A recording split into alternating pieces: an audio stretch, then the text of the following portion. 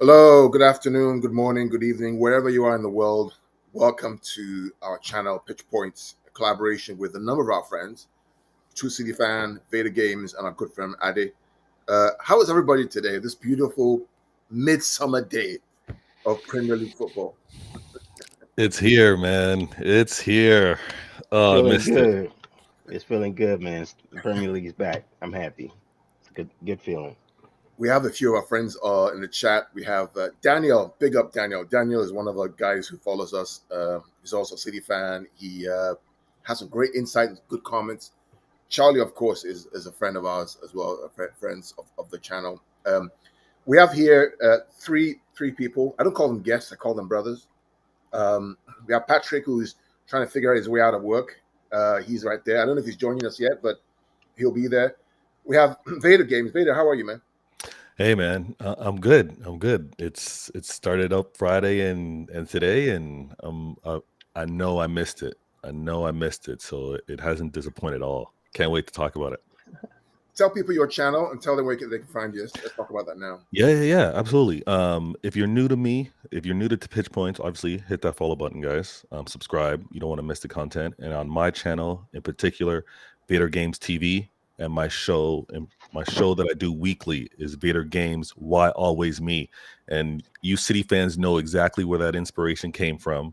I talk and I interact with the crowd with the comments, and we just talk about football. And this upcoming week show is going to be nuts. So if you can drop me a sub, drop me a sub. Thank you. And of course, my very good friend Ade, who's a blue that lives not too far from me here in the US. Ade, bro, how are you feeling, man? Is it good to be back? It's good to be back, man. I watched a few of the games today. I watched the early game, then I had to go out and get some exercise in. Yeah, I caught the Chelsea game, so feels yeah. good to be back. It's good. It's good. I like your background. We are Oh, the. thank you. I think Citizens, man, citizens. it's amazing. You're going to help me out to do mine as Uh, well. I'll help you out. I got you. And whenever Patrick is available, Patrick can join us whenever you're available. Again, Patrick is True City Fan. He's on the road to 2K. We got him over 1,000, and now we're pushing for 2K. So Sweet. subscribe to everybody's channel, both Patrick's channel and Vader Games Nice. channel. We'll have the links we'll have the links available after the show. But let's talk about what we learned on Friday and on Saturday. I watched Arsenal, guys. I was really impressed with what Arsenal was playing, man. I mean, Yeah. what do you guys think? Ade and Vader. I was impressed with Arsenal. I was impressed too. I thought the first half Arsenal played very, very well. They were pressing. Crystal Palace didn't know what to do with them, and they wore them down in that first half. But I think Patrick Vieira is a brilliant manager because the second half completely different. Mhm. They were beating the press. They had lots. If you look at I don't know what that thing is where they do the graph of like who's attacking and who's not attacking. I forget what it's called, but you can see the attacking threat that Crystal Palace posed in the second half. But Gotcha. for the first half, if Arsenal is able to bottle that energy of what they're able to do, I think they'll take a lot of points, from mid-table teams and maybe a little bit from the top teams because that style is really hard to counter because they're constantly pressing, winning the ball back, and they're attacking. But Yeah. then the energy just dropped in the second half. So I want to credit Patrick Vieira and not so much that Arsenal didn't do what they needed to do. So that's how I saw it. I want to welcome Martin, Whole City Forever. Martin is another good friend of the channel. He has his own channel, the Sup, Martin? Sup? Mancunian Way. Subscribe to Martin's channel. He's a local blue. He educates me on a lot of things. We argue a lot. We argue a lot on a lot of things. Hey, But that's we, like me and yeah, you. we're still blue. That's what connects us. Martin, glad to have you here. Got a few comments here. Martin says, "Hang on, Veta has no green screen. What's going on?" Not today. Not today. Yeah, Patrick is there. Patrick, you're there. Patrick, go ahead. You want to? Patrick, you there? He says in the private Mm, he's there. So I don't know what's going on with Patrick. not Um, too sure. Tapuya says Arsenal showed their two faces in the game, like we saw last season. Butter smooth when it's flowing, but then they naively or not able to? You can hear me? Yeah, we Yes, can hear we you can hear now. you now. Yeah, can you hear me? Yes, Yeah, we Oh, can thank hear you. I you. was saying, you seem to go crashing heads with everyone. You also crash heads with Adi. yeah. Passionate fans. We're passionate fans. We gotta, can't always agree. We're not like one of those groups that always agree about everything. Nah, we have to have like, that's how we sharpen iron, Yeah, because yeah. that's how you do it. What about today, guys? Patrick, what about today? The Fulham Liverpool. Now, everybody was saying that Fulham were going to get slapped 6-7-8-0 right today, right? I mean, and the reality of the Premier League kicks in. What did we learn from today, Vader and actually all of you? Start with Patrick and then Vader and then Ade. Go ahead, Patrick. All right, Patrick's gone again. Vader, until you he go. comes back. You know what? It's the first week should be expected from all with regards to how they're going to approach the season, because it's 0-0 slate for everybody. No one's bad, no one's good. Everyone's trying to prove how good they can be, so they're going to put a very good effort forward, and that'll catch teams off, because typically maybe mid-season a team like Fulham might decide to be a little conservative and not go for it. But the first game of the season, nah, everyone's going to fight for it. And I think the approach, and I think I might have tweeted this, Fulham brought the fight to Liverpool. Like, they were like, let's see what we can do. Let's see the success that we had last season. Yes, it wasn't in the league. Let's see if we can apply it here. And they had it. They had an approach. They had points what they wanted to attack on, and I thought it was a great start. I actually, at points, I was like, Liverpool should actually be down more than what I'm seeing right now. So it was an absolute great effort. And even, going back to the Arsenal match, I thought that what Arteta has been trying to do into instilling in his players, they couldn't sustain it as long as they did yesterday. I think he finally, in terms of like motivation, concentration, how they want to approach, I think he got them to actually do that style a lot longer, and I don't think they'll have the same two-faced drop-offs that we've kind of seen. But let me say this: a player that could be considered marginal on one team can be a star on another team. Yeah. So people need to chill about that, because I think a lot of players, you may not rate them, but they, in a system, they can do a lot. And we're gonna have a lot of war dogs out there this season, so it's gonna be a dangerous one to look at. Ade and Patrick, Anthony Robinson, Fulham left back. See, this guy, I've been, and Martin talks about it here, I've been raving about this guy for a long time. So I watch a lot of US soccer games, US football games, and I watch some Fulham games. And every time I watch him play, I think about his speed in recovery and his fearless. And the whole American mentality idea of never die, never fight, never give up, always fight till the end, never give up, right? Nobody's better than you. That whole mindset. This guy has 2 years left in his contract, right? Fulham bought him for £2 million. He has 2 years left in his contract. By December, he has 18 months left. We don't have a left back. I mean, if you can work Salah and keep Salah quiet for 90 minutes in your first game of the season, surely, Patrick, Ade, we must be looking at this guy. Oh, Patrick, we can't hear you. Can't hear you. Yeah. There you go. Yeah. I'm using BTEC headphones or headsets. That's why I'm not using. Yeah, I'm saying I hope we're watching. I hope we're watching. Especially, I know you've been talking about him ever since the first time I met you. You were like, there's Anthony Robinson, an American fullback. He's fast, he's powerful, faster than Walker. And obviously, as always, when you're talking, Carl, I always laugh at you. So I was like, Carl is waffling. But you always seem to prove me wrong. Today, when I saw Anthony Robinson, I sat there and erased all the fullbacks that I have been looking at, like the one from. I erased everybody. I was like, if there's a way that ManCity are looking at this guy and Walker, we play him and Walker in a game, who's going to hit us on the counter? It's going to be difficult to hit on the counter. The way he went forward, the way he was passing, the way Trent and Salah tried to gang on him and they failed at a point where it had to take Elliot, Salah, and Trent to make sure. That's the only way he showed a bit of weakness is when they three were on him. But obviously, Marco Silva being smart, I think he told the defender, the one with the ponytail from Fulham, to go and start helping him. But man, Robinson, man, I even if we don't buy him, I hope we watch that game because Pep watches the Liverpool games. He said that he watches them closely. I bet if Pep sat there and looked at Robinson and didn't go like, wow, I just found my left back. Because I went and searched on him when you told me to search his contract. His contract is done. It's going to be done soon, and he hasn't extended. They tried to extend it. He didn't extend it. So he must be hoping for a move. And the quality of him, I know it's just Fulham, but you can tell quality. This is the same thing I was telling people about the Wolves left back. Yes, he scored an own goal, but you can still tell a player has quality when he's playing in a normal team. So I don't know, Adi, what you think, because I hope the scouts are watching that guy, because I've always been saying, imagine if one day we find Walker at left back.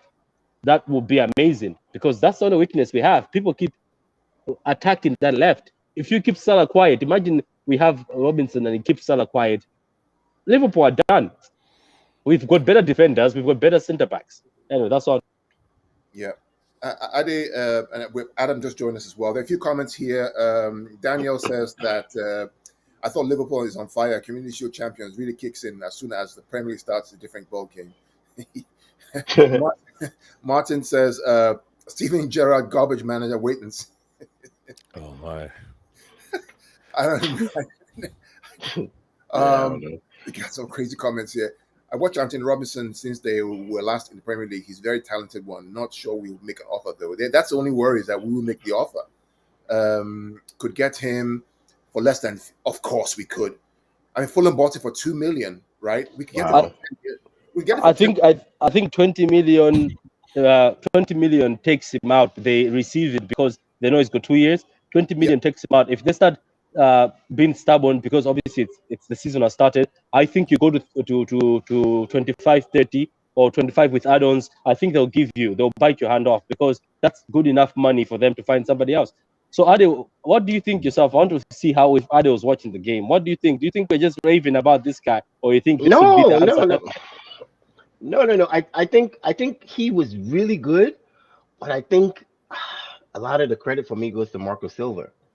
I think Marco Silva did his homework before this game, and the way they played this game, Liverpool was not expecting them to be that way. They didn't sit back. They were pressing constantly. Every time Liverpool had the ball, it was all the wingers. They were attacking. Those guys were forced into mistakes after mistake. So you got to give a lot of credit to the game plan before. I mean, you had individual brilliances from the left back you guys are talking about, but also the right back. Everybody on the field. I mean, I can never get his name. Mitrovic. I can never say his name right. Boy, he was so strong. He's not as quick, but for what he lacks in speed, he makes up for in strength. Yeah. And you couldn't bully him off the ball. He was everywhere, just amazing feet, by the way. Amazing feet. I give a lot of credit to Marco Silva, and then players are able to shine when you put them in a system that works for them. That system worked for them the way they played. I don't know if you can sustain that throughout a game, which is kind of what happened to Arsenal. You know, they lost steam, but Fulham just kept at it, and that wasn't a gimme game. They earned that point they got. They earned it. It wasn't like Liverpool wasn't at their best or blah blah. No, Fulham. I think I have kind of overlooked them before the season started, but after looking at that game, if I see another performance like that, we're gonna have to talk about where we put them. I think we put them in relegation. Yeah, we did, and we forgot the fact that this time they did not sell or try to change the team. We're gonna have to revisit that based on the next game. We're gonna have to go revisit that, because that team was impressive today. They were impressive. Super chat here, Patrick, for Patrick's channel, $5 super chat from Jesse. Thank you. All the super chats go to Patrick's non-for-profit in Malawi to help kids in Malawi. So thank you for the super chat. Again, this is kind of what Patrick and I and Vader do. We help each other out. It's for the greater good. We love the game. We thank you for your super chat from Jason Dwyer. Thank you very much for that. Just a few comments here from other people. Big up from Luca FC. Big up, Luca. Yeah. Daniel says the pitch was dry. It looked dry. It didn't look dry. that was what Klopp said. Klopp always complains about the field every time they lose. So, But everybody seems to say that we should think about Robinson as a left back because I mean I'm going to watch him again because I mean I've watched him before many times. Vader and Adam. You already made your analysis, didn't you? But you've already told me I you've already did. done your homework on him.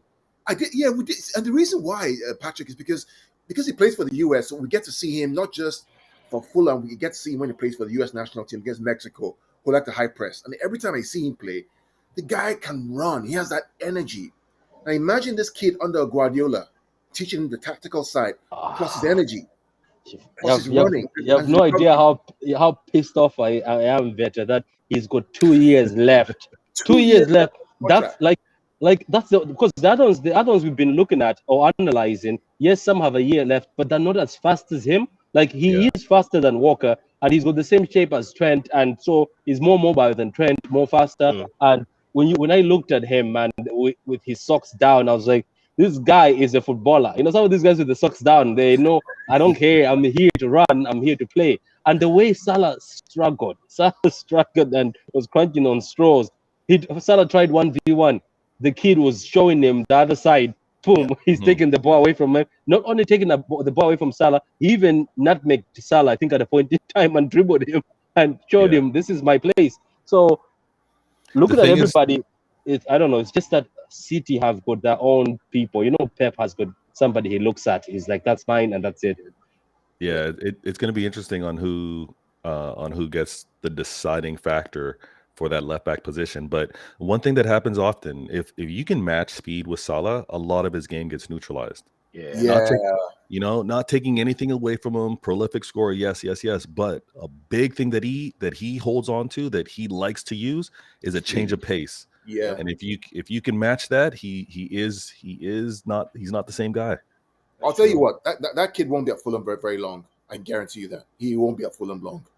If he keeps playing like that, and he can play like that consistent, he won't be there long. But let's kind of move on to Adam. Welcome to the show, man. Let's talk about, I guess, today. I mean, apart from the Liverpool game, I mean, we talk about Tottenham, right? We said Tottenham was going to be a problem for everybody.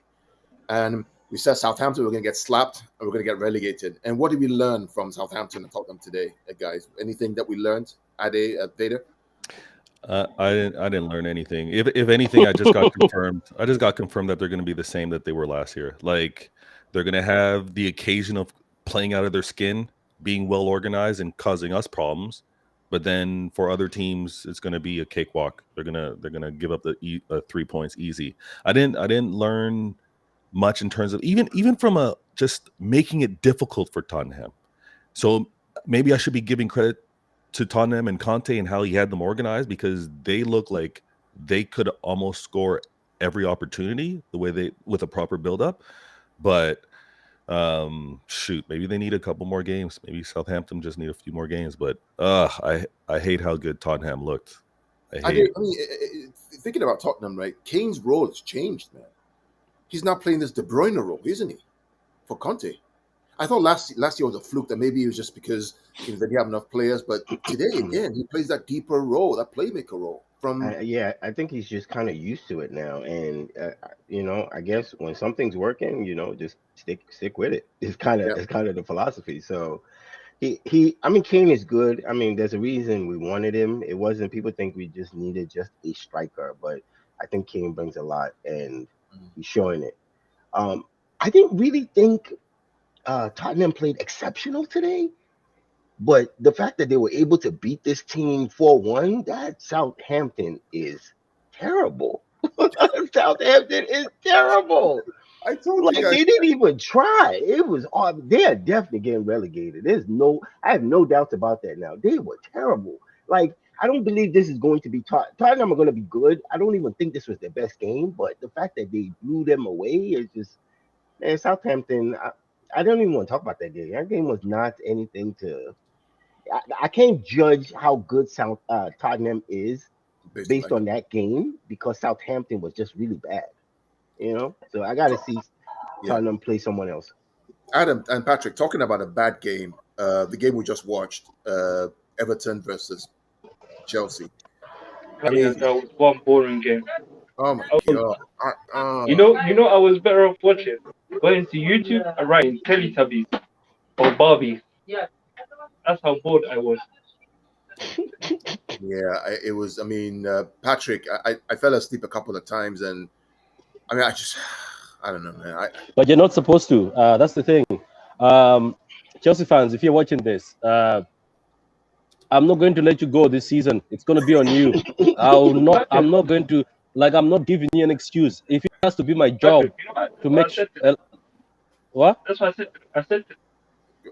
Go ahead. Yeah, I'm Right, telling you, yeah. Adam, your network is bad. I'm saying if it has to be my job every day, it will be my job. If I have to review your games, I'll personally do it on my channel, even if it's a city channel. I just want to. Yeah, you know what? Good. Pitch Points is active again this season. We'll be on Pitch Points. I will make sure we answer, because you know why I'm doing this, Ade? Because they are not supposed to play boring football.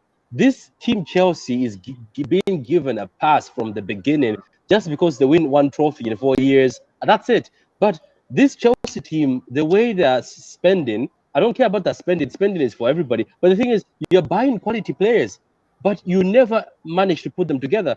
Now, if somebody says, "Oh, look at Tuchel," but no, it's not our fault you don't have a creative midfielder. We Yeah. have watched you buy defenders forwards for no apparent reason. Werner is still there. You said you're selling Werner. He's still there. Ziyech is still there. Your team has an amazing number 10s. Mount is a baller. I'm sorry, people hate on Mount. He's effective. Mount is effective. Mount under Pep would do the job. But the thing is, there's a lot of excuses at Chelsea. I already see them online. Oh, we're not ready yet. Oh, but you played more preseason than the majority of the people, and we all know, even better. I'm pretty sure you've mentioned, we all know, even though we're not professionals, that you guys need midfielders. You've never had creativity. But guess what you do? You always go for defenders. You go and buy another keeper on the top of Kepa and Mendy. I don't just gonna get Chelsea. So there's no excuses for Chelsea. Chelsea are supposed to be title contenders. Remember when Klopp went to buy Van Dijk for the same amount of money like Cucurella? What did Klopp do? He started competing for the title. So you guys, from now on, we are not going to let you go. We're on your neck this season. Patrick, you know what the funny thing is? I asked the Chelsea fan on the space. I said to him, "Okay, you don't classify yourself as a title contender. Listen, I even asked Anthony, the Barcelona fan. I said to him, Anthony, listen, if a club spends 62 million on a player, 50 million on a defender, potentially 75 or 80 million on Wesley Fofana, and potentially 70 million on Frankie de Jong. You're telling me they are not title contenders, and you know what that Chelsea fan said? If we finish fourth and we win, say, the Carabao Cup or the FA Cup, that's still technically a successful season. How is that a successful season? Yeah, the price tag on Fofana is 75 to 80, guys. Yeah, so it's another 80 million. Not Kepa 80 million, and you tell me they're not title contenders. No, if that same money was given to Pep, he was going to be cooking at Chelsea. That means Pep could have made Chelsea the feared team. So we're sitting here, and Chelsea fans are telling us they're not title contenders, but they're spending the same money as Pep. So Pep is a genius. So he is a genius after all. Yeah, we gotta stop. We gotta stop including Klopp. Including Tuchel with the Klopp and Pep conversation. Yeah, I've never done that. I've never done that, so that's why I know, Patrick. Maybe because you have like a lot. Like I use sarcasm when I talk to my Chelsea friends because there's really nothing to talk about. The only thing they keep throwing back in my face, oh well, we have 2 Champions League. That's it. So there's nothing to talk about. We're not on the same level as Chelsea. There's no comparison. So comparing Tuchel and Klopp or Pep, it doesn't excite me. I don't gain anything from it, so I don't do it anymore. Well, sorry, I was just gonna say I don't think he should be included with those two. Definitely not at all. But I agree with Patrick when we're now talking about what should be the standards, what should he be held to, what should we expect with the squad that he's building. What we just saw, I don't know if you watched it, if we all watched this game. Oh, I watched it. But that I think needs to be unfortunately, I think that's what we need to expect from Tuchel. I think it's gonna be that, because he played in a few cups, no goals again, playing for penalties. Even during his run, Champions League run, it wasn't fantastic, beautiful football. So sometimes the result kind of puts rose-colored glasses over us and we think more was done. But no, this is him. It's gonna be trash ball. And again, for him, when he had PSG, it still wasn't pretty. So that's what we're gonna expect from him. And if I need a nap, I'm gonna be tuning in and watching Chelsea games moving forward. Did you just call it trash ball? There's a lady, Ariel, that she's a City. She works at the club and everything. She was tweeting today that she was half asleep watching the game. And so I was completely asleep. I was looking forward to the game. I was watching it with my wife, and we were just like, wow, this is sleepy football, man. And Everton. I mean, Liverpool would play Everton today. Everton would have been slapped like 3 or 4 or 5-0. I mean, there's no doubt. Missing 2 center backs, missing the DLC up front. They would have been slapped a couple of goals. And on a penalty like that, just not for me. There's another thing that that really goes unsaid. When you see City players in other teams, they stand out. Like if you see a Sterling on a Chelsea, he was the standout player for them. You see Zinchenko, you see Jesus on Arsenal. He's a standout player. But when they were back in our squad, they were just one of the other guys. Because City has a team of stars where it's hard to shine unless you are exceptional, which is why Kevin De Bruyne really stands out, which is why Bernardo really stands out. So I'm watching these guys and I'm saying to myself, wow, these guys are really good. But then I have to kind of pull it back in and say, yes, they're good, because now I'm comparing them to these other guys they're playing with that are new. But when they were on our team, they're playing with our other stars. So they don't really stand out as much.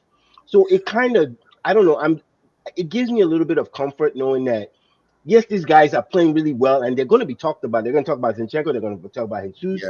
And they're going to say, oh, we lost out, because that's going to be the conversation. Oh, City have lost all these great players. We know when these guys were on our team, they were just one of the regular guys. So I have hope that our team going forward is still going to be good, because people will step up and we're going to have those standout players that come back and make us what we are. So I think the last point of this, I think the key, what Ade's in summary, what he's saying is the reason why you see Sterling, he actually played well today, to be fair. I mean, his movement was really, really good. To be fair, it was creating stuff, right?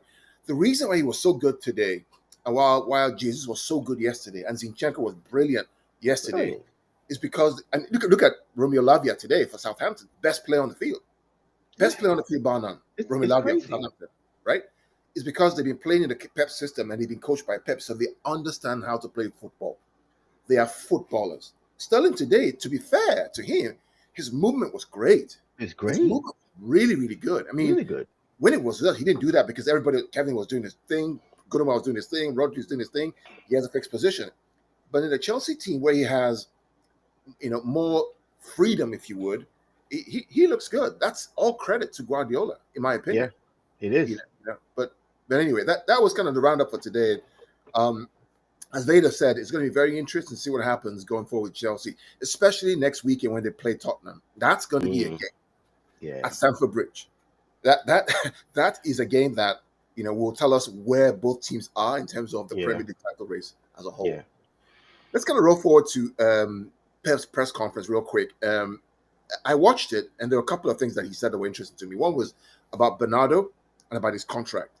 About his contract, he said that I want to sign another contract, but it's basically not dependent on me. It's dependent on what the club wants. I think he's going to sign. I think he will sign. Yeah, of course. Of course. You don't make those kind of statements if you're not going to sign. I've seen some tweets and heard some stories that he may be signing maybe in the wintertime. What do you guys think of the press conference, both on what he said about Bernardo, but also about his contract? I thought the press conference was, you know how Pep kind of talks in code a little bit. Like, he doesn't come out and say, here's how it is with the player, but he says, here's from what I know, here's what the club's doing, or here's how it stands right now, which is cool. I think Bernardo, for us as City fans, we need to trust that he's here. I think the importance of him and how late it is within the season, we need to accept that he's here and not worry about a late exit, because again, it would be almost crazy to think of that kind of scenario. Yeah. Now, when it also comes to him renewing, I think this is where him being humble and him also having respect to the club and its fans is that if they want me, I'll stay here again. Obviously, there's some things that he'd like to maybe tweak or to maybe have an agreement, and if those get agreed to, essentially the club saying, "Yeah, Pep, you know what? We want you to have this, and we want you to stay." Those little details, obviously, they won't come to light, but if those get met, he's like, "Yeah, they obviously want me." Things have kind of renewed a little bit in terms of maybe more power, or more flexibility, whatever it is, and we move forward. He said it so many times about how much he enjoys it at Manchester and how long he's been here versus anywhere else, and what he enjoys, and also expressing the point that the club and its fans don't pressure him, because I think the reason why he had those short stints at both of his previous clubs is because the pressure was tremendous. The demand on him was enormous. It's like win, win, win, win, win, win, and always talking about winning. But no, we enjoy football, and I think that is why he's been here so long and why he's going to continue to pursue these goals, because of the love for football. So I thought it was great, and it gives me confidence to see where things nail out later in the season. I did coming to you just so I watched the second part of the 7-part series around the City group, the whole movie thing, the last season's documentary. Yeah. And there was Champions again. there was a clip there where he was talking about how Messi's an animal. Yeah, I saw that. How our players just kind of get to the box and they all kind of just kind of look. And for me, it was like, my God, this guy is intense, man. This guy, I mean, how do players keep up with this for 7 years? Do you think that's part of the whole Bernardo situation where maybe the intensity is getting to him? That's why he's thinking about going. And then the second part of my question is, I don't think he's going to go. I think Barcelona can't afford him. Pep says he wants to keep him 100%. How do you see that going? Bernardo's situation, I'm different from probably most. I think we're not thinking about the personal aspect when we think about Bernardo. We're fans, and we're always going to think about, football. I don't think Bernardo's decision has anything to do with football. I think it has everything to do with a way of living, a life he wants to live in Spain. He wants to go back to Spain. There have been several little hints he's thrown out about how he's unhappy here and the weather and blah blah blah. And we really can't really fault him. I mean, England is great, but if you were given a choice and you're a Spanish-speaking person going to play for a big club like Barcelona and Real Madrid, and you've always wanted to go back to living in Spain, you would jump at the chance of going there because you'll move your family, you're more comfortable there, and I think that's his reason. It's not in terms of football. There's no denying that if you wanted to play the best football, you will come play for Manchester City or you go play for Liverpool. There's no denying that. Like, we can't. That's not negotiable. So I don't think his reasons are footballing reasons. It's outside. It's something Pep can't control. And that's why Pep says it over and over again. Like, we would love him to stay. Of course I would love him to stay. Bernardo is one of our best players, but it's out of our hands. You can't force somebody when the life they envision themselves living is not there anymore. Then their heart is not there anymore. You force that person to stay, you're not going to get the best out of them. So I really, the Bernardo situation, I think even if he plays this season, he is definitely going to be leaving after this season. Like, it's not sustainable anymore. His heart isn't in England anymore. He wants to go to Spain, and that's where it is. So Daniel just talked about some breaking news that Gavi, who is a really highly rated player for Barcelona, really good player, apparently has put pressure on Barcelona. He said if Barcelona want to sign Bernardo, he won't sign a new contract because that means he will not get minutes. Yeah, I mean, frankly, I don't see it happening this year. I think that there's too much. I mean, they haven't even registered the players yet, right? La Liga has not allowed them to register all the players. Yeah. La Liga is telling them that they have to go raise more money. So how do you want to afford Bernardo Silva when you can't register your players? Then you have Gavi, who said he won't sign unless if they sign Bernardo. I don't see it happening this year. I would take him. I would take Gavi. Gavi. Have you seen Gavi, you guys? Have you seen him? My God, Ade, this kid is talented. And if Oh, I've seen Barca, Larry. do you know what I'll do? Blood for blood. I am very petty. If they take him, I would start whispering in Gabi's ear already. If I'm a City board member and I know that Barca are pushing, I would go to Gabi already and say, you know yourself a deal for Bernardo is happening. Come to City. You will take Bernardo's place. Come to City. And I know Pep would love Gabi.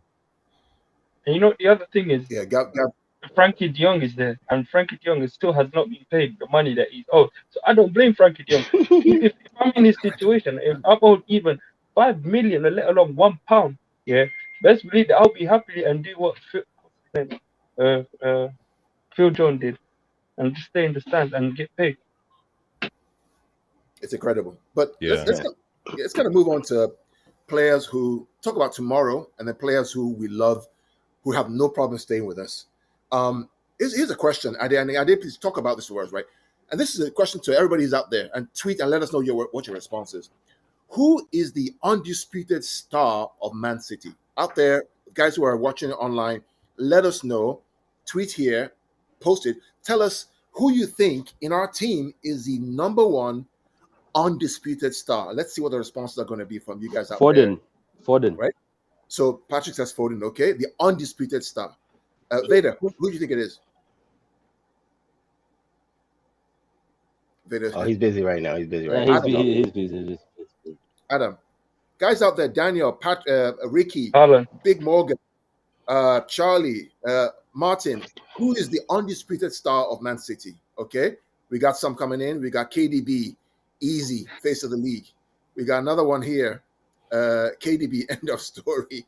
We got Centurions, KDB. It's KDB. Daniel says It's Kevin De Bruyne. It's Kevin De Bruyne. Can I ask something? Can I ask Stefano something? Can I ask Stefano something? Just a question, Kyle. Sorry, before you go, there's a reason why I'm asking, because I want Ade to go after you. Yeah, I just wanted to ask something. I just wanted to. Why is that? That when like I know we've asked this before. I know some City fans get very touched and some of them get very angry. Why is that Bernardo Silva and Gundogan work like they are like, if you look at the games they played together, we always end up slapping teams 5-0, 4-4 up, big goals. What's the trick behind it? Why is that when Bernardo Silva and Gundogan are playing and De Bruyne is not there? Why is there a high scoring? Is there a fluidity? Maybe that happens, or what goes on? You break it down, yeah. Because I'm very surprised by that. Let me explain what I think. So here's the thing, right? So for those of us who watch the NFL, I think Vader watches the NFL. I believe Ade watches the NFL, right? De Bruyne is a quarterback. De Bruyne is the quarterback. Now, for the NFL, for those who watch American football, the quarterback is the heartbeat of the team, right? There are two ways that football players score goals. Either they run the ball or they pass the ball, right? Now, when a quarterback throws the ball, right, many times than often, guess what? He gets intercepted or an incomplete pass, right? But when he makes that touchdown, when he makes that pass and they catch it, it's a touchdown. So the percentages of him missing are higher. De Bruyne's passing is like a quarterback. He passes ball through the lines. He misses a lot, and we get counted and get scored upon. We don't have as much control. But when Bernardo and Gundogan are playing, because they're more of the running back kind of players, they're able to play that short pass and control the game a little better. So we're more fluid in the midfield. We have more control. We pass the ball a little sharper, a little crisper in the short way. De Bruyne is that dynamic, high passing, long passing kind of guy who's able to create something out of nothing. Gundogan and Bernardo, not so much. So we end up losing some control with Kevin versus when we have Bernardo and Gundogan. That's my own explanation for it, though. But I'll open up to the panel. Yeah. So for me, it's Kevin De Bruyne, and it's not even close. It's because of everything you just mentioned. I think Kevin De Bruyne, we sometimes get lost in his ability. We are fortunate to have a superstar whose superpower is making other people better. And I say that it sounds weird to say something like that. When you think of Salah is a superstar whose ability is he can make the team better by him individually being this good. Like him being good makes the team good. Kevin De Bruyne's strength is he makes the team better. So he takes a lot of risk, like you says. He makes those passes that nobody else will see, and sometimes they either get intercepted, like you said, or it's out of bounds. Things like that. But that's the vision he has, and you rarely see like in a counterattack where there's two defenders and maybe three city guys and De Bruyne is with the ball. You almost always assume it's a goal because Kevin De Bruyne is going to make the right pass. Most other superstars in our team, they're going to try to take the defender on and shoot because you just expect that. So Kevin De Bruyne he's so consistent at what he does year in, year out. And, I know Haaland is new. For Haaland to be good, Kevin De Bruyne has to be great. Yeah. For Haaland to score the amount of goals we expect him to score, Yeah. Kevin De Bruyne has to be great. Yeah. Which means Kevin De Bruyne, all those passes that he looks up in the sky when he whips it in and nobody's there, and he's like, oh man, what are we doing? That's going to change. And Haaland's brilliance is, and we saw it. We saw it in the Community Shield where you thought Nathan Ake was going to score that goal, and then you just saw Haaland out of nowhere. That's what we're looking for.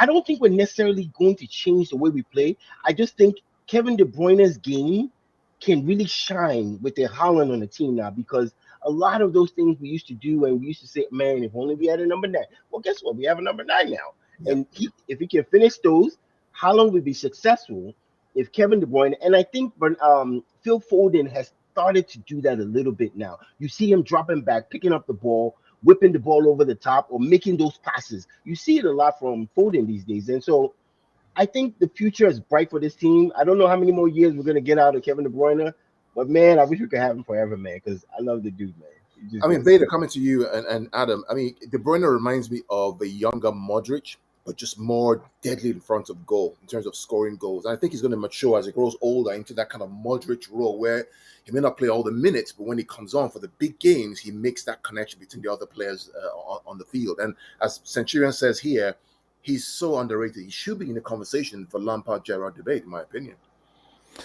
You know what?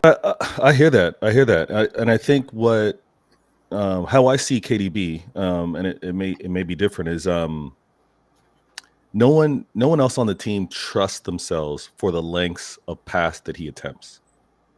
He'll see the pass and it's far down the pitch. He'll make it. He'll actually take it. Where some players will dribble, get a little closer, and then attempt it, right? No, unfortunately, there's no one else on our team that has the range of passing that KDB has. So when he's on, it is different. We notice it instantly, and he's so impactful.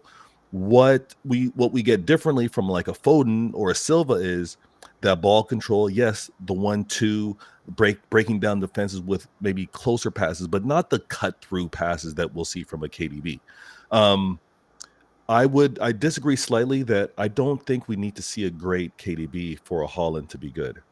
I think with us moving the ball and as a team, if we have that movement, that trusted movement that we definitely show when we're at our peak, when we're all cooking, I think Haaland's going to do his thing because the movement's going to be there. The one-touch ball, the overloads that we emphasize to put pressure on the defense. I think that's going to result in a good Haaland.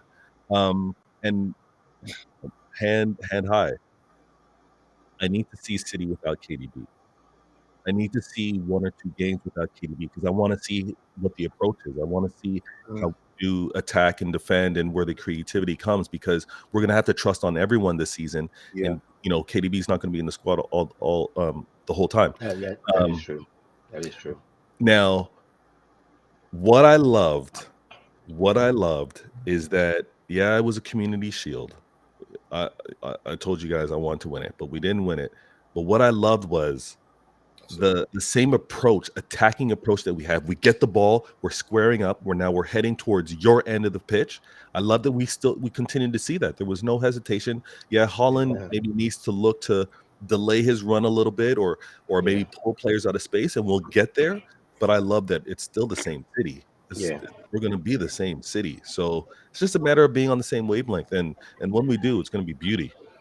Absolutely. Yeah, I didn't like one thing though. Just one thing on to that. You've just reminded me. I hated the fact that I watched a video, right? Because since obviously I met Ade and Gundo, I had to step up my game on analyzing things because every time they two speak, they speak on the next level. So I had to go extra now, where I also have to come with ammo. I used to see I watched my own videos. I was like, wow, I was getting schooled, but I had to get my level up. The issue I had in the game, the community shield, is there was few passes that had to be made by Mahrez and Grealish. Even De Bruyne only had Yeah. two issues Yeah. where Haaland made a sit and run. If there is a winger who's used to a striker, do you know what they do? They try to do that curve pass. Even there was a point where Grealish had to do it, and also Mahrez could have done it. Guess what they do? They kept on. What annoyed me is they kept on cutting in and give it to De Bruyne in the middle. And then De Bruyne gives it back to Mahrez. Mahrez tries to dribble and score, and Haaland is there pointing like here, because when he was at Haaland, obviously it's going to come very soon, but that's what I saw. Yeah. Because when he was Yeah. at Dortmund, when he points somewhere, Sancho and somebody used to put it there for him. But I noticed there was a lot of times, there's about 10 times he pointed. So that's why I'm very confident, because Haaland's runs are amazing. And there's a time when he was offside in the community sheet, as Veta said, but De Bruyne could have passed it faster for him, but De Bruyne went to Mahrez again. Like our team is still stuck in the tiki taka. We have no striker. Let's give it to each other, break somebody. So I think I understand why the four backs were looked at. I think that's why he wanted one left footer this side and one right footer this side, because I think he knows that he's left with Grealish and Mahrez, who always have to cut in. They always like the who have to always cut in. So I don't know. I've never seen Mahrez go to the left. Maybe one day we should just throw Mahrez to the left, make Nacho. So now natural wingers are needed. So now Gundo, I know Cow is winning and smiling. That yes, now Well, natural wingers are needed, well, because I mean, it'd be fun. these cut-ins are not working. I'm sorry. Sometimes I've seen Mahrez, especially. He's gonna Yeah. have to reset himself back to the time when he had Vardy. Because when Mahrez was chipping to Vardy, he used to chip the ball over the top, pass to Vardy. But I've seen Mahrez now thinks, all I have to do is dribble and try squeeze it in. No, Haaland is standing right there in the middle, and Haaland was pointing Well, that let's here, talk. please. Yeah. Yeah, we'll talk about tomorrow's game and then what the lineup is going to be. We're going to do a lineup show. We're going to talk through the lineup right now in the next phase of the show here. But Ricky talks about there's this new movie called Prey. It's a Holland story. Ricky, It's a let us Haaland know story. where we can find that The movie. Predator one, yeah, it's the It's on Predator, Hulu. the new It's on Predator. Yeah. Hulu. He's Yeah. making a joke. He's making a joke.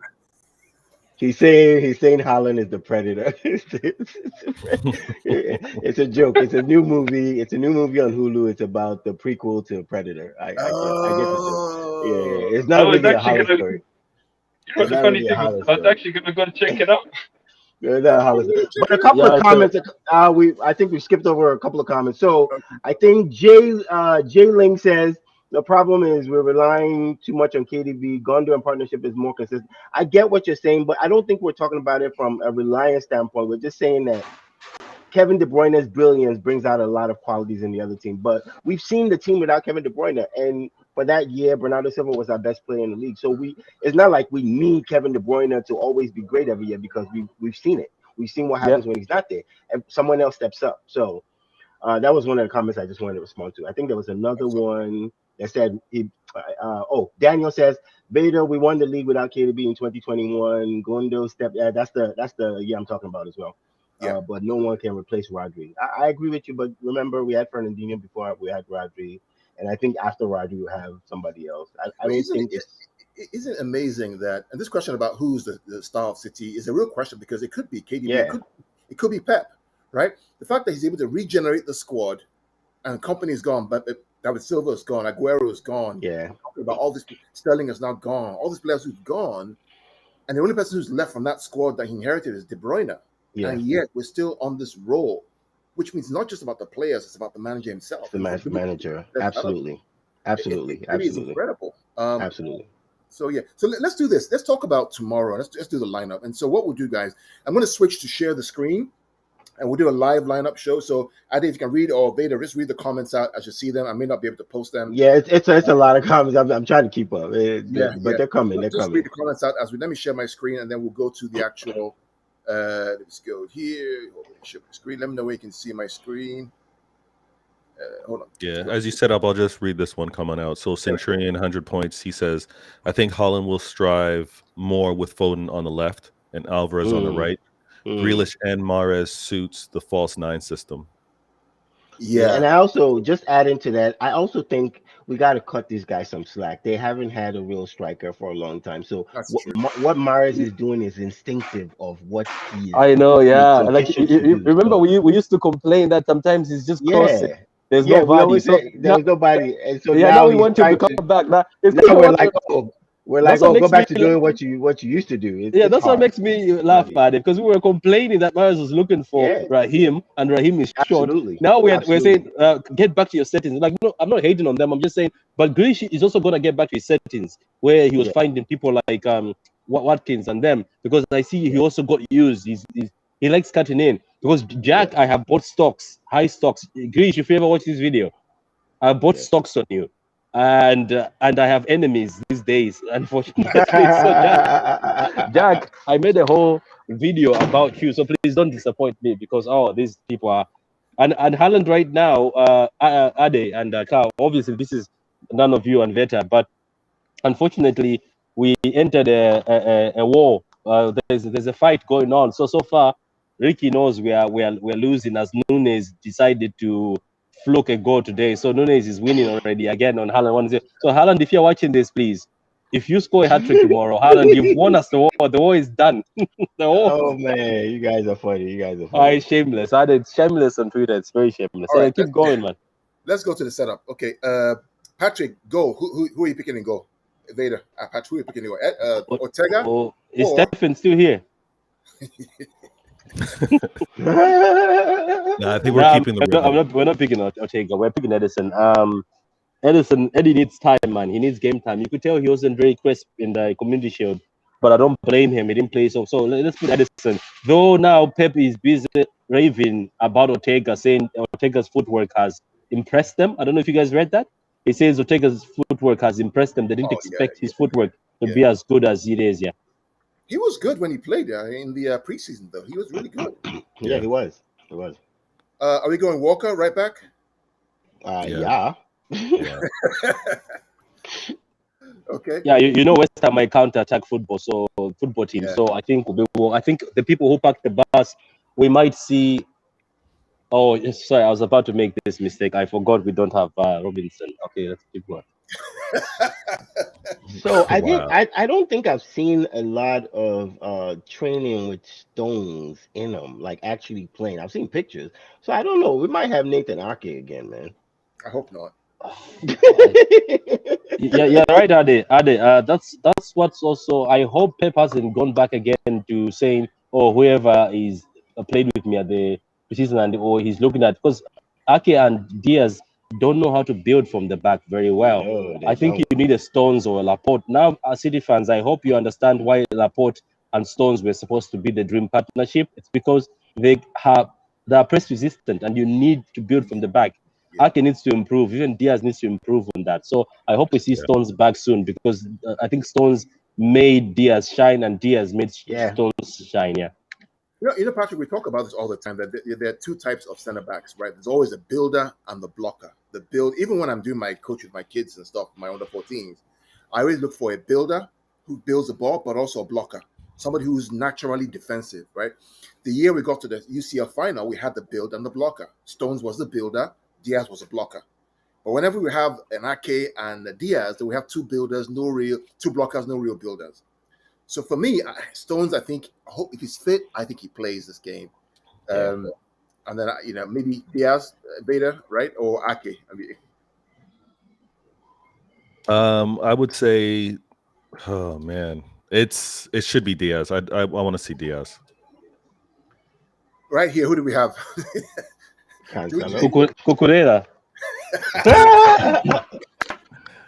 Cucurella. I'm so pissed off when I saw him in the game. Oh my god! I really wasn't pissed off. I feel like Chelsea got fleeced, man. Chelsea got fleeced. They got fleeced. It's just that sometimes there's somebody in this world who is so perfect for something. Because that guy, the way he was playing football, is as if he was built in the factory and say one day you play under Pep Guardiola. You know what I mean? So these Yeah, are like Barcelona boys. But anyway, they got faced. mark my words. You are going to see a lot more of S brand this season, and we're going to say, "Oh my God, thank God we didn't get such and such." Mark that down. You guys No, gonna that's see my it. boy. That's my boy, Ade. That's my boy. It's a Yeah, we'll, possibility. It's very I don't possible. Ade. know. I don't know. It's very possible. Ade. you'll see, Vader. Just watch. I guarantee it. No, I Guaranteed. agree. I agree that we're gonna love seeing Esperant, but the comment of being, "Oh, we shouldn't have gotten somebody," won't come out of my mouth. You'll see. We're videoing this. We're recording this. I'm gonna remember it. Watch. You watch. That boy is gonna Centurions. impress you. My channel is Pitch Points, PITCHPOINTS. It's on YouTube. Patrick, you can share the link out there as well. Also share Hey, for Vader. Daniel says Cucurella retired from playing good football. My God, that's hard. He actually did. He actually did. Isn't he? Didn't he sit there and say, "Oh my God, why did I come here?" Yeah, guys, please subscribe to Pitch Points. Pitch Points is it's You like guys are brutal. it's a partnership. We're partnership channels. Me, Pitch Points, Better Games. It's a partnership channel. Obviously, one day we'll stream for more 3 channels at the same time. You never know. Yeah. Yeah. All right, so we got Cancelo there. Cancelo. Yes, Cancelo, sir. right? In the middle, we only have one choice. So come on, we already know what it is. Oh, Phillips.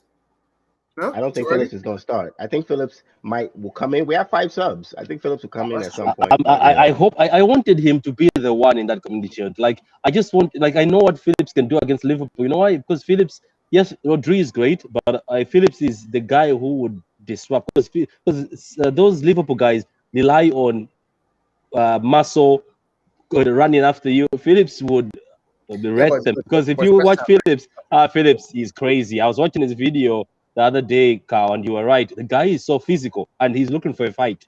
He's always looking for a fight. But Rodri is the man. Rodri deserves the captain's armband, I think so. The way he carries himself, for me, I just feel he's a future captain for a team. What about right 8 or KDB? Yeah, King Kev. That's right. Now he has a question for you guys. Yeah, Bernardo, that one. It's probably going to be Bernardo because we don't want him to leave. It's gonna be Bernardo. Let's not be surprised. It's gonna be Bernardo because we're gonna be like, "Hey, Bernardo, we love you. Don't leave, please. You can leave after the season, but don't leave right now." So it's gonna be Bernardo. Yeah. But I get what you're saying, Carl. I'm also with Gundogan on this one because I was watching the West Ham game. We needed somebody like Gundogan to do those invisible runs in behind, and if somebody wants to counter us. Yes, the thing about Bernardo is speed, but I think Gundogan would also cook. But yeah, Gundogan, I would put Gundogan, but I think Bernardo would be the one, as Adi says, I think to say, please, we need you here. Yeah, no, but just based on what you just said, though, Bernardo's work rate, no one has it on our team. No one has Bernardo's work rate on the team. I think I agree, but I think because if you're playing the low block versus if you're playing against a low block or mid block that West Ham plays, right? We need somebody who can pick the lock, not necessarily run around. Against Liverpool, Bernardo is 100% starting. He's the first place on the sheet. Against Chelsea, against United, it's Bernardo. But against guys who kind of sit back, I mean, shouldn't Gundogan be the one we play? Oh, Frankie de Jong. It's possible. Oh, Frankie de Jong. Frankie de Jong. It's possible. It could be Gundo. It could be Gundo. We don't know. I mean, it's anyone's guess. But I would love to see this man. Whew! I would love to see Frankie de Jong and Kevin De Bruyne in the same team. Oh my God!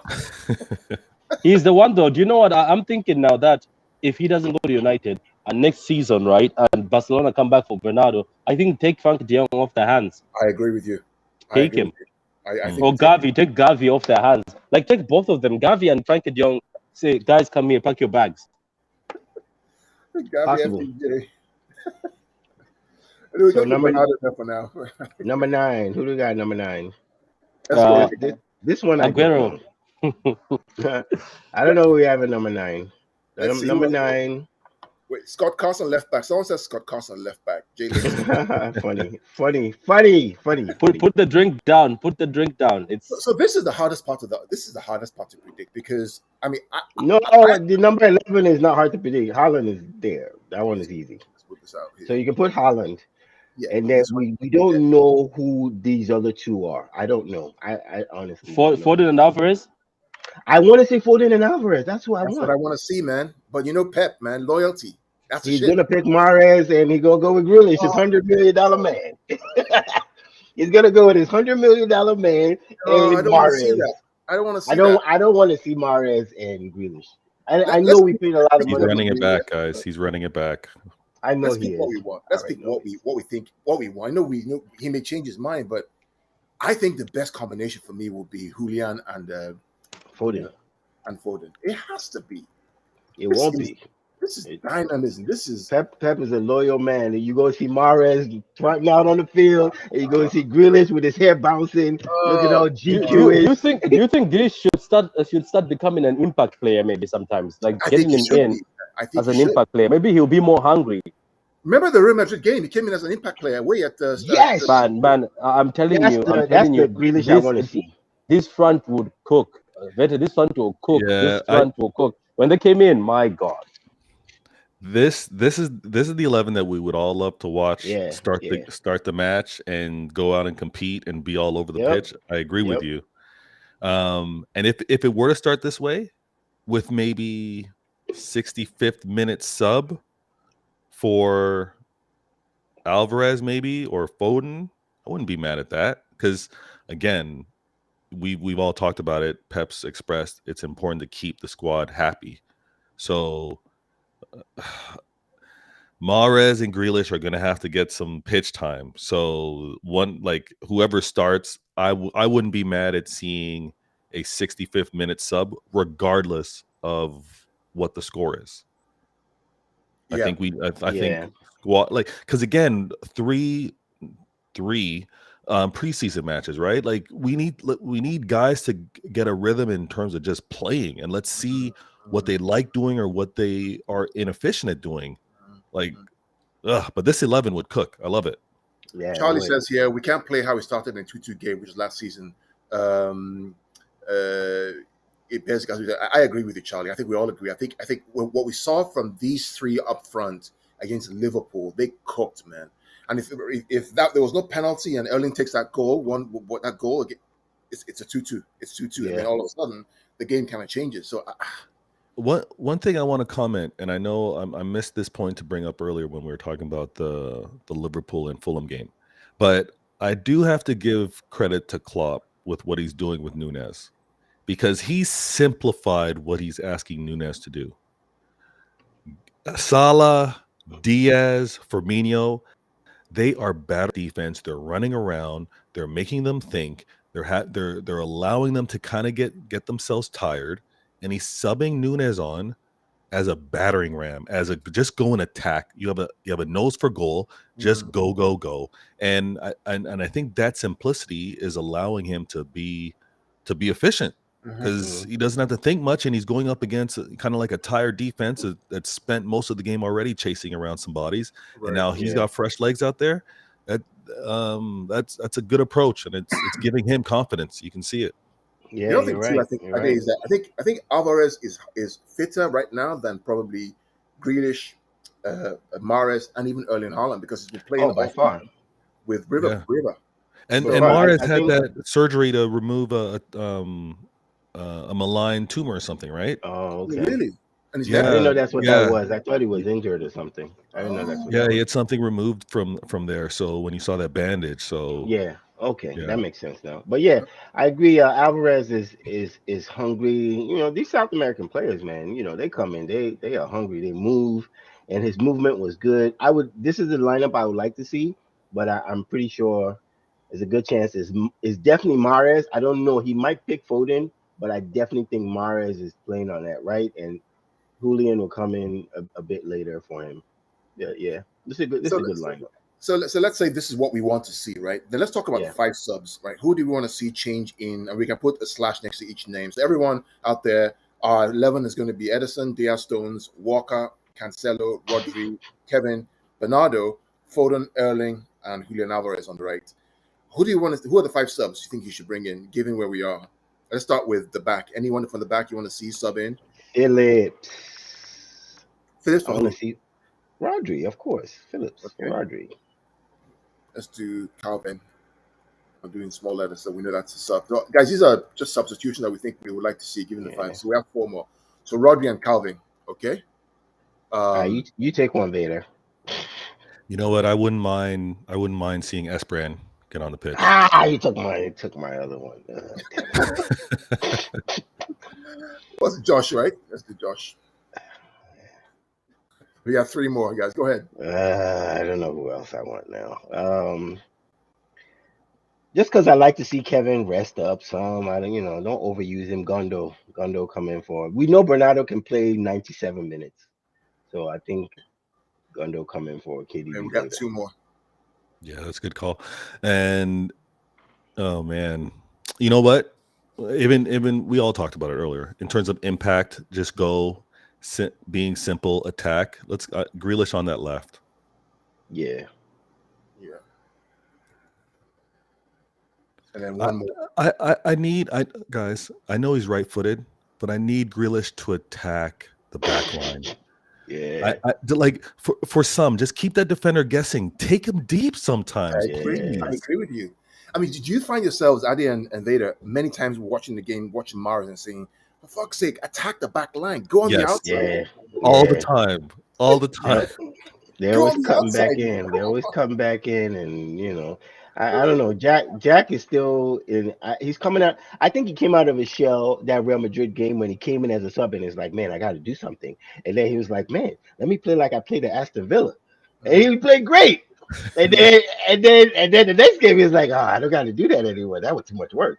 Let me go back to just whipping the ball in, holding the ball, getting fouled. I really wish he would go back to the Real Madrid last 15 minutes of that game and do that some more. Yeah. So we have one more. Since we picked Alvarez, I'm guessing Mahrez. So what do you think is to happen if he goes here, Mahrez comes in, he goes out? Yeah. If Erling doesn't you play actually the sub full, Holland. Maybe he doesn't play the full 90 minutes. Maybe he subs out, and yeah. I see that happen. Alvarez coming in the middle, and then Mahrez coming in on the right. Yeah, I can see that. So hey, we could have even done the same thing with moving Foden to the midfield and taking out Bernardo. Yeah. But that's too much. Now we're messing around a little too much. But let's do this. The options are nice. Are nice. For simplicity, let's just do this. Let's see what happens here. Okay. Yeah. So what are the threats tomorrow from West Ham? We haven't talked about that. What are the threats? What are the threats? So everyone, before we go, everyone, we're going to post this on Twitter. This is kind of our lineup, and also what we think the 5 subs are going to be, and as you see it online. And go into Adi's question about the threats. Adi, go ahead. Yeah, like what are the threats we expecting from West Ham? Because they did give us a little bit of a hard time last time we played them. I didn't like that at all. So what are we expecting from this team tomorrow? Well, I mean, what West Ham do very well is that they play with a 4-2-3-1 normally, but against us they play this mid block. So they're not a low block team, but they kind of step up like 20 yards up the field. They play this mid block, and the idea behind that mid block is that when you can win the ball from a turnover, you can transition very quickly to go and score against City. Jared Bowen, for example, Antonio, for example, they are good at running the ball to go score a goal in our defensive third. But that mid block is what they like to do. Palace did it to us, and also West Ham are going to do it to us. The solution to do that is to keep the ball and penetrate them behind. Just get behind them. So you need that width of Foden and Julian to always going behind, and that threat from Haaland going to the middle. That is what I think they're going to do tomorrow. They're not going to play possession football against us. They don't have the ability to do that against us, but they will try to. It's going to be that counter attack, and Bowen really did a number on us, man. I wasn't. He was aggressive last time we played. Yeah, he was very. But remember, it was Fernandinho playing that game. Wasn't it Fernandinho playing that game that we got killed from Bowen? Oh yeah. I think it's going to be a good showing. Declan Rice is going to be a man that's going to want to try and take control on his side of the pitch. Yeah, he's going to be sitting deep though. Yeah, hopefully we can rattle him a little bit and not have him have time on the ball. If we can push them back into their half where they're playing deep, and we know their one threat on the break is for speed wise is going to be Bowen, because Bowen is quick, man. That guy. Yeah, Antonio too.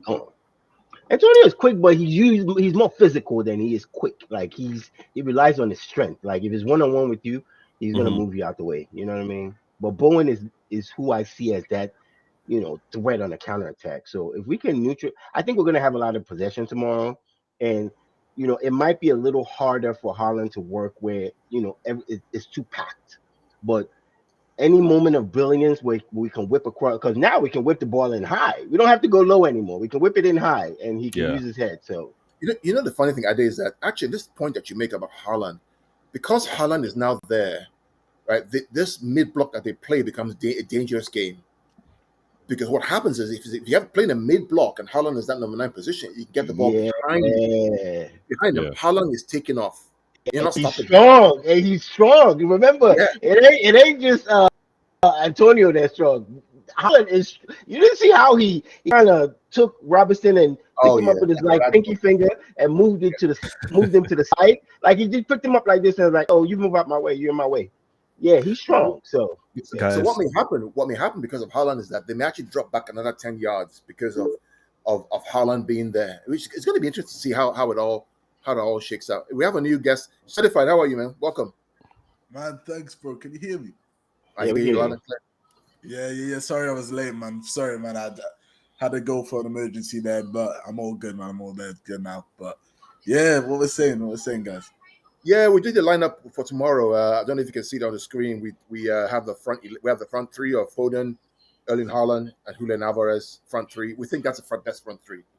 I mean, yeah, I agree with that. Yeah, I agree with the front three. Let's see the. Yeah, to be honest, I just agree with the whole team. I'll be surprised if it's anything else other than that. I don't want to see Ake and Diaz. You know, I love Ake, but I just think that John Stones, I think he needs to return into the squad now because, I think Stones is probably, when it comes to complementing the defenders, he's the most important guy that needs to be there. I think it doesn't matter who you play him with, just that he needs to be there, whether it's Laporte, Stones, Diaz Stones, Ake Stones, Stones needs to be there. Absolutely. Certified. I was going to ask you a question. It just escaped my mind again. Oh, goodness me. I was going to ask you a question. It just left my mind. As you think about it, Carl, let me say this. What, as you were talking about like mid block to now low block, what I would love to see is Haaland all over the middle of the pitch. And if he can show to just have a presence and the balls come in and he's laying them back off for the midfield to now pummel some shots on net, I would, or a couple of 1-2s just for space. I'm going to be a happy guy because it's now a dynamic where before everything was kind of like broad outside, maybe try to overload quick transition changes to the other side of the pitch. But if we're able to actually attack through the middle now, the change in dynamics is going to be great. So, Vader, what you're referring to is that let's play like we used to with the front 5, essentially. Let these 5 all kind of rotate, but we know that this guy here is looking for that signal for that ball into the box to score a goal. Basically playing that number 9 role, but a little deeper to connect with everybody else, as opposed to just being here by yourself and everybody kind of being behind here, and then you're alone with 2 defenders marking you, and you can't get the ball. I kind of like that. And I think you think about the goal that Alvarez scores, right? What he actually did, the ball. So Alvarez gets the ball back all the way back here, and then he runs forward. I think he gives it to someone on the right. That person gives it to Haaland, right? And then he now gives it to Foden. Foden takes a shot, and he's in the box to score a goal. That's how that goal occurred. So we'll see. Yeah. These 3 for me, we'll see.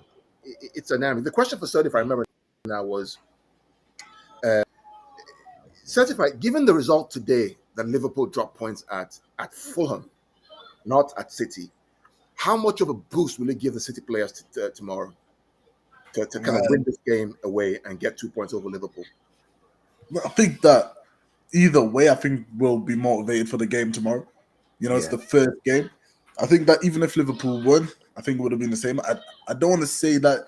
I would be really surprised if the lads go into tomorrow thinking that the title's over, after one game. I do think that there will be that sense of calmness, that they know that last season we were in a similar position, lose first game, but we all know what we did. Yeah. We came back strong. So I think there is going to be that sense of calm, but I think they'll just have that sense of they'll feel a little bit more free. Maybe they'll be able to play their football a little bit better, knowing that they could go ahead by 2 points, and it might help them. But if Liverpool can drop points early on, let's say when we play them, I think we play them in October. If it can stay similar, we beat them in October, go 5 points ahead, and we can start seeing a gap like that. That's when I'll be really impressed, and I'll be really happy if we can maintain it. But I just hope that we just take tomorrow serious, because we nearly got battered the last time when we played West Ham, man. That first half was scary. Fernandinho and so at the back, that was a scary first half. I think that was the game certified that we all agreed that Fernandinho time is up, brother. Yeah. Just a few comments here. Centurion says Grealish should be allowed to take players on. I think Pep should release him from the shackles. I agree, Centurion. Somebody else says, Centurion also says, did you watch the Haaland interview with Shara? He said he is ready to confront teammates when they don't make the right passes. No, I haven't seen the interview. I'll probably go watch it to see that. Yeah. But somebody else made okay, there was one that I missed. Oh, he said Daniel says they signed Sakamanka. He said West Ham has signed Sakamanka. I don't know who that is. Yeah, so it's a new striker they just signed. He's 6'5". Apparently, apparently he's a pretty good striker from Italy. So we'll see Scamacca. Wow. Yeah, Gianluca Scamacca. So we'll see what happens. It's going to be interesting to see how this kind of wraps up. But hey, guys, we've done an hour. We've talked through the lineup. We've talked about the games this weekend, Friday. Today again, we've talked about Cucurella saga. We've done some Pep press conference. We talked about who we believe the star of City is. We think we all agree it's KDB. Certified the games today. I mean, overall, just wrapping up. How did you feel watching those games today? Did you laugh? Did you cry? Were you happy? Were you sad? No, of course, man. Of course, I was happy. Whenever Liverpool drop points, it's always a great day. It's always a great day. Whenever Liverpool drop points, bro, you even you get a cold one from the fridge, bro, and you celebrate, bro. Even if it's just a bit. You never know. You never know how often. But to be fair, it wasn't even a loss, man. It was a draw. But hey, listen, I'm gonna take it like the loss today. And who else? No, I was impressed to see Newcastle again. Yep. No surprise, they continued to where they left off. Yep. And Tottenham, I was impressed that Tottenham bounced back as quick as they did. They showed a little bit of bottle this season. Yep. And I think Tottenham, especially that Kulusevski, is going to be dangerous. That front three of Tottenham, Son, Kames, Kulusevski, definitely dangerous. But Chelsea, I've seen some very warning signs. If I was a Chelsea fan, I'd be worried. That match, I even nearly fell asleep that game. I was really trying to not fall asleep. But yeah, Chelsea, there's some problems, bro. There's some problems. Yeah, big up. I agree. And tomorrow, Patrick is going to have a lineup show, so look out for Patrick. Patrick, what time is that going to be? That's going to be 11 o'clock our time in the East Coast of the US, and that would be 4 o'clock, 4 o'clock your time, I believe. So we'll see. But last words from Ade and from Vader, guys. I just expect a great game tomorrow. I want to see what this team does after the loss to Liverpool. I think we'll come out strong. I think it's going to be a great game. I'm looking forward to it. Absolutely. Vader? Yeah, man. It's great that we're now playing on Sunday because we got to watch football Friday and Saturday, see the pace, see the intensity. And again, every player should remember how last season started with a 1-0 loss. We don't want that. We don't want that. And as fans, we're excited for a great match. I love the fact that we've got so many new players out there to watch, and with the chance of youngsters being subbed on too. I'm gonna be ready. I'm gonna be ready to enjoy tomorrow. Excited. Absolutely. I'm pumped for tomorrow. I'm just excited about the possibility of watching that front three of Haaland, Alvarez, and Phil Foden. Just magic from that front three. We'll see what happens. What Pep does. As Guardiola does what he does best. He knows how to manage the Premier League. He's a genius, and we hope that this season for us will be a good one, both not in the Premier League but also in the Champions League. Vader, and wrap us up. Any last comments, sir? Hey, I would let me encourage everybody. make sure you tune in tomorrow's show. Patrick's going to be doing the lineup. Not only does the lineup get discussed, but then we all chime in with what we expect, even more. We're talking now, but we're all going to be thinking about it overnight, and we're going to have more to say tomorrow. You know what I mean? So tune in. Make sure you don't miss that show. And thanks for having me on, guys. Absolutely. Awesome. Certified. Thanks for coming, mate. Thank you very much. Yeah, man, thanks for having us on, man. I know it was only for a short time, but I'll try and come definitely to just let us know, and we'll try and sort something out, even if it's tomorrow on Patrick's show, and we'll try and sort it. Thanks to everyone out there for joining us. Big Morgan, Charlie, Daniel. Thanks for all the comments. I know we couldn't get to a lot of the So many comments. of It the was comments, coming. A lot of them were coming. All these guys out there, Martin, everybody out there. Don't Smoke, he's a fantastic guy. Don't Smoke. Jesse, who's a United fan, but he's a very smart, very guy. Jay Lings, is that the Lings from Nottingham Forest, or is that United one? But thanks, guys, for being out there, and join Patrick tomorrow for the show, the lineup show. Till then, stay safe.